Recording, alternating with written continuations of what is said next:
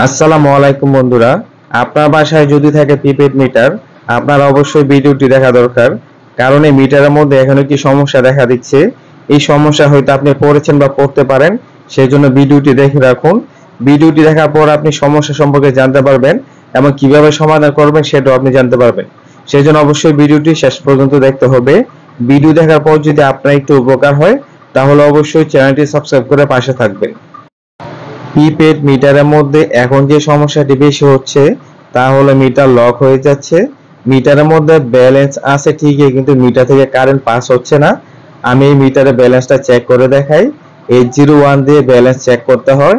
এখানে মিটারের মধ্যে ব্যালেন্স আছে 430 টাকা, তারপরে মিটার থেকে কারেন্ট পাস হচ্ছে না।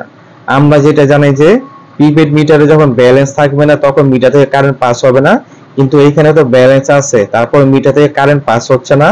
এই সমস্যাটি কেন হলো এবং কিভাবে সমাধান করতে হবে তা নিয়ে আমার আজকের ভিডিওটি। আশা করি ভিডিওটা আপনাদের অনেক উপকারে আসবে। মিটার লক হয়ে যাবার কিছু কারণ আছে।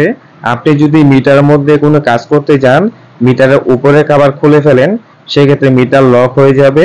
অনেক সময় অতিরিক্ত লোডের কারণে মিটার লক হয়। আরেকটি কারণ হচ্ছে মিটারের মধ্যে একটি ব্যাটারি আছে, যখন ব্যাটারির চার্জ শেষ হয়ে যায় তখন মিটারটি লক হয়ে যায়। মিটারের মধ্যে যে ফাংশনগুলো দেয়া আছে এগুলো ডিসি কারেন্টে চলে। যখন মিটারের ব্যাটারির চার্জ শেষ হয়ে যায় তখন ফাংশনগুলো কাজ করে না, সেজন্য মিটারটি লক হয়ে যায়। এখানে দেখেন মিটারের মধ্যে ব্যাটারির একটা চিহ্ন আছে, ব্যাটারির মধ্যে চার্জ নাই, সেজন্য মিটারটা ডিসকানেক্ট হয়ে আছে। এখন যদি ব্যাটারিটা চেঞ্জ করা যায় সেক্ষেত্রে মিটারটি আবার কাজ করবে। এখন সমস্যা হচ্ছে মিটারের ব্যাটারি পাবো কোথায়, আবার কে চেঞ্জ করে দিবে? এই কাজটা কিন্তু আমি আপনি বা কোনো ইলেকট্রিশিয়ান করতে পারবে না। আমরা যদি করতে চাই সেক্ষেত্রে জরিমানা দিতে হবে। এই কাজটা করার জন্য অবশ্যই পল্লী বিদ্যুৎ অফিসে যেতে হবে। সেখানে গিয়ে অভিযোগ করতে হবে যে আমার মিটারের মধ্যে ব্যালেন্স আছে কিন্তু মিটারটা লক হয়ে গেছে, মিটার থেকে কারেন্ট পাস হচ্ছে না। তখন তারা একটা পদক্ষেপ নেবে। আপনি আগে থেকে মিটারের মধ্যে কোনো কিছু করতে যাবেন না, সেক্ষেত্রে কিন্তু আপনাকে জরিমানা দিতে হবে। আপনি অভিযোগ করে আসার পর অফিস থেকে লোক পাঠাবে, তারা এসে মিটারটি চেক করে দেখবে কি কারণে লক হয়েছে। যদি ব্যাটারির কারণে লক হয়ে থাকে সেক্ষেত্রে নতুন একটি ব্যাটারি দিয়ে যাবে। অন্য কোনো কারণে যদি লক হয়ে থাকে সেটাও তারা সমাধান করে দিয়ে যাবে। তো আশা করি আপনারা বুঝতে পারছেন মিটার কি কারণে লক হয় এবং কিভাবে সমাধান করতে হয়। আজকের মতো ভিডিও এখানেই শেষ করব।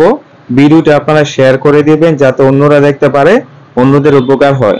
আপনাদের কাছে একটা অনুরোধ থাকবে, ভিডিওটি দেখার পর যদি আপনার একটু উপকার হয় তাহলে অবশ্যই চ্যানেলটি সাবস্ক্রাইব করে পাশে থাকবেন।